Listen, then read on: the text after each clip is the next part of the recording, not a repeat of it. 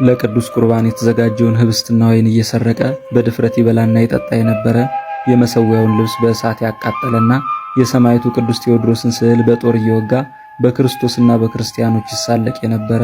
ወዳጆቼ ሆይ በዚህ ቪዲዮ የሰማዩ አባታችን ጌታ እግዚአብሔር እኛን የሰው ልጆችን ስለመውደድ እስከምን ድረስ እንደሚታገሰን ስለምንማርበት እስከ መጨረሻው እንድታደምጡት በትህትና ጠይቃለሁ። ከዕለታት በአንዱ ቀን በቤቱ ሰገነት ላይ ተቀምጦ ወደ ቤተ ክርስቲያን ሲመለከት ካህናቱ መስዋዕቱን ተሸክመው ወደ ቤተ መቅደስ ሲገቡ በጻሕሉ ላይ ነጭ በግ ተኝቶ ከበላዩ ነጭ ርግብ ሲጋርደው ተመለከተ።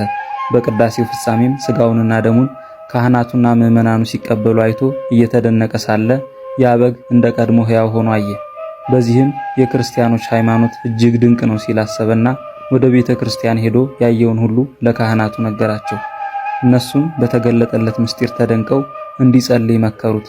በጸሎት ላይ ሳለም ቅዱስ ቴዎድሮስ ተገልጦለት በስጋ ወደሙ በመዘባበቱና በስዕሉ ላይ ክፉ ሥራ በመስራቱ ገስጾት እንዲሁም በክርስቶስ እንዲያምን መክሮት ተሰወረ።